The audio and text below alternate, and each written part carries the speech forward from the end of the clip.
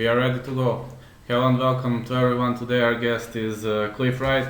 Cliff, can you please say a few sentences about yourself? You pretty much competed in MMA, BKFC. There's no place where you haven't been, so go for it, please. Yeah, man. Cliff Wright Jr., the Goblin is my nickname. Been training, fighting MMA since like 2009. I went pro, fought in various organizations from Bellator, King of the Cage, RFA, now doing bare knuckle fighting championship. Can you please elaborate the origin of your nickname? Uh, Basically, I think it just kind of came from the gym. We're playing the song "What's a Goon to a Goblin," "Steady Mobbing" by Lil Wayne, and then it kind of just stuck from there. Uh, who are your sparring partners and your coaches? Right now, I'm at Team Fusion with Brad Montgomery. He's the head coach there. He's a black belt under Robert Drysdale, and I have Austin Clem. We have Steve Minsky. We've got I have various jiu-jitsu partners there. Uh, right now, we're working on building the gym. Maurice Jackson currently just moved to our area and has joined our gym. He's another competitor under bare knuckle, also Glory. So don't spar with him too much though. He's heavyweight. Okay. What can you say about your first professional MMA fight? When did it happen? How did it go? Your first professional MMA fight.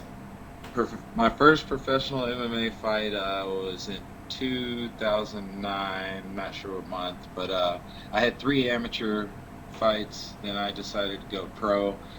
New organization. It was in Des Moines, Iowa, called Conquest. They only did one show. I think LC Davis was like the main event, and basically went out and fought another 0-0 guy and took him down. Ended up getting a quick rear naked choke. I don't think there's even any punches exchanged. So you finished pretty much with an early rear naked choke. Yes. Can you go a bit down? Round one. I don't. It's kind of cutting your face. Yes. Yeah. Okay. Yes. Is this okay? Okay. How did you defeat Dakota Cochran? He is one of the big names you fought.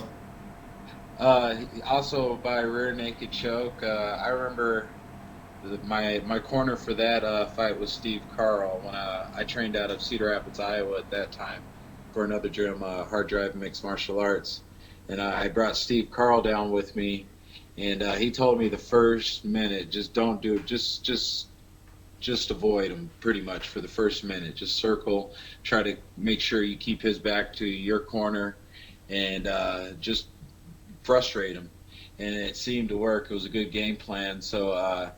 Dakota ended up pushing me up against the cage, I think getting frustrated and trying to take me down versus trying to stand up with me.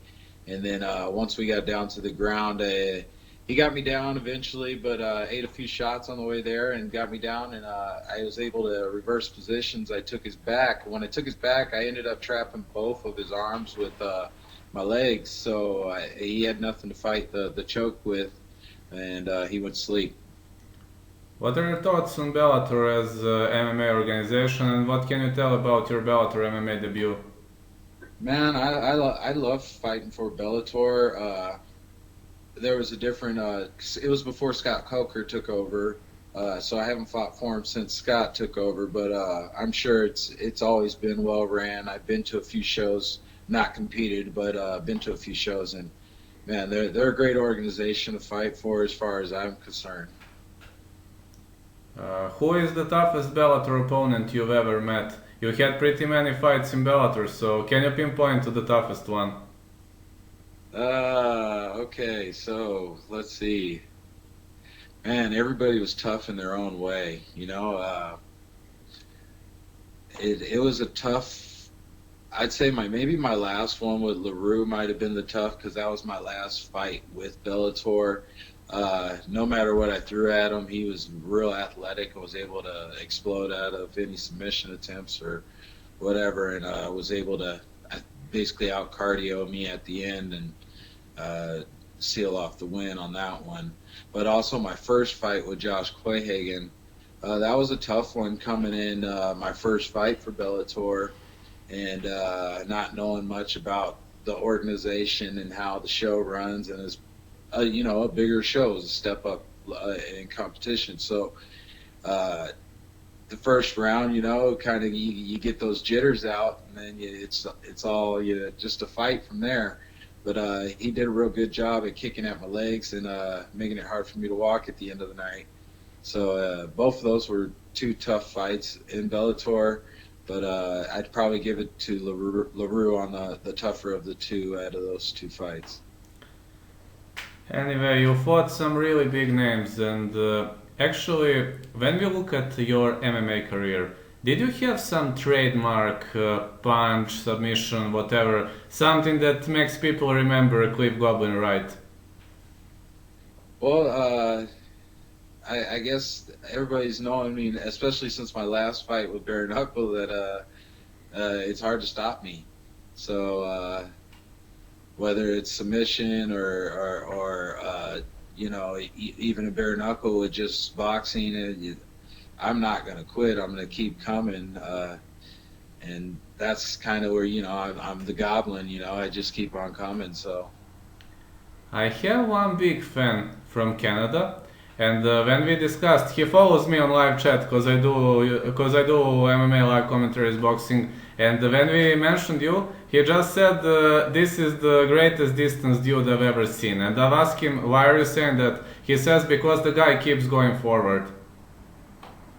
that'll continue. That's just how the gym I came from in Iowa was a real hard-nosed gym. So our coach is I remember him telling us, you may not be the best at jiu-jitsu, you may not be the best at kickboxing or wrestling, but I'll be damned if they outwork you. So a lot of people will break in just under that pressure alone. So I'll stick with it. One of the great, I mean, for me it was amazing victory. Please correct me if I misspelled. Is it Ivan Rodriguez or Evan Rodriguez? Rodriguez, Romero. Hand arm choke win. Evian. Evian Rodriguez. Yes, Evian Rodriguez. Yeah. Can you please describe that victory? It was one, I mean, never seen this kind of a choke before. Oh yeah, that was a head and arm choke, arm triangle. I love that. I drill that in the gym a lot, and I've worked a lot of little critiques to it to finish, especially on bigger guys, because he was a bigger guy too. I think that fight was at 170 as well, and the bigger guys will like to roll over to their side or onto their stomach, so that it's kind of hard to hold them flat back on the mat. Basically, you're catching them in the triangle circle part of your arm, and you're bringing your shoulder down to your wrist and making that space as small as possible with their arm and their head trapped in it. And eventually, they're going to tap. What do you think of your fights against Austin Hubbard and Jason Witt? They are pretty much in powerful promotions now, but they didn't look too scary when they fought you. I watched both of the fights. I don't think you were I don't think you fought badly in those fights. What do you think? Yeah, I can always you're your own worst critic and everything. So to me, I fought, especially in the Jason Witt fight, wasn't my best performance. I feel like I maybe mentally I wasn't in the fight.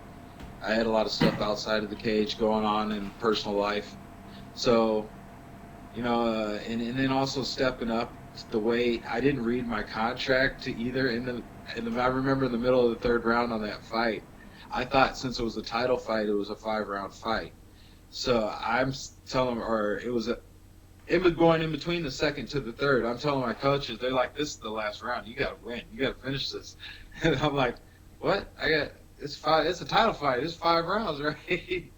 No, it was a 3-round title fight. So I felt like I had a lot more in the gas tank to bring to that fight. I just didn't have the time, I guess. I felt like I was going to wear him down.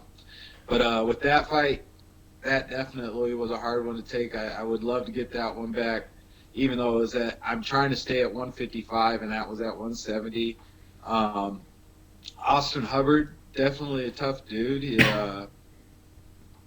Yeah, he upped his game going out to Denver and everything to train in high altitude. I'm pretty sure that probably helped with that fight as well.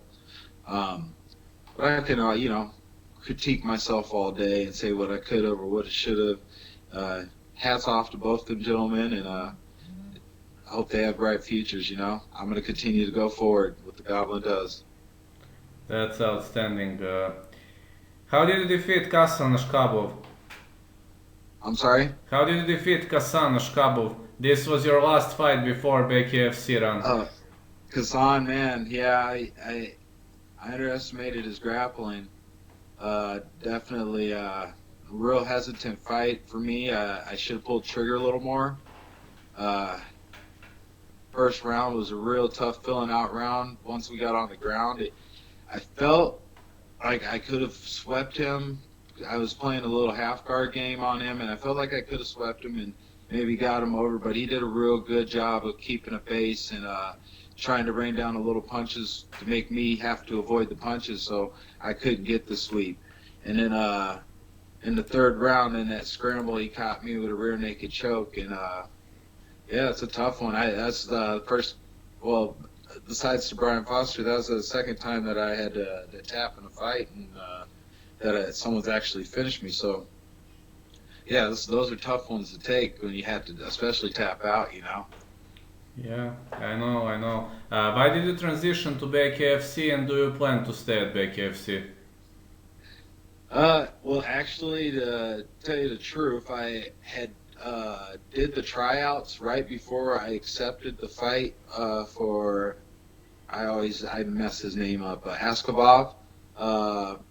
Before I accepted that fight, I did the tryouts for the BKFC, and right after I sent my contract in for the Icon fight, they hit me up and was like, "Hey, how would you like to fight Rickles?" And I'm like, "Well, I just signed a contract, and so I don't know if I can get out of that." And I tried to get out of the Icon one too, but they didn't really want to let me out the fight, which is fine. I had already accepted and signed the contract, so I went cut to 155, and then found out like that fight was 2 weeks later for the Dave Rickles at 175, and yeah, so I had to try to pack on some weight in 2 weeks, and I didn't get quite there. I think the highest I got was like 180 pounds, and that was probably a day off of training and didn't, just drinking and eating.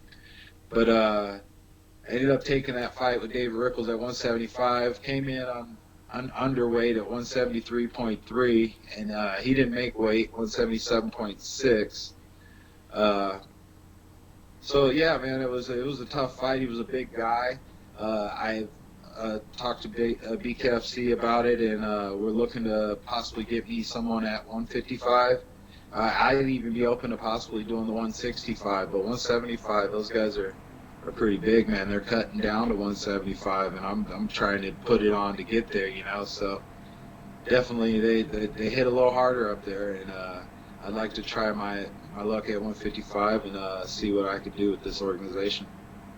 But despite he was out of your weight class, you were not knocked down, you were not knocked out. I mean, you were probably stunned on few occasions, but I haven't seen some massive knockdown, knockout victory, or you can correct me if I made a mistake.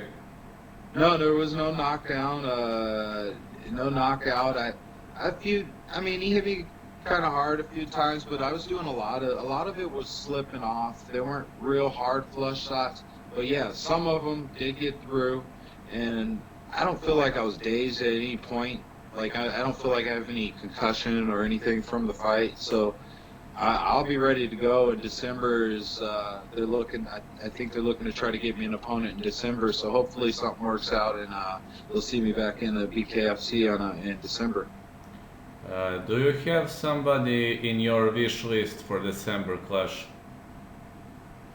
Man, I'm just striving to fight the best, so whatever's going to get me to I seen they just released those top five rankings, and I'm not on any of those lists. I'm just trying to get on one of the lists, man, and keep climbing. So anybody that's on the list, that's who I want to fight.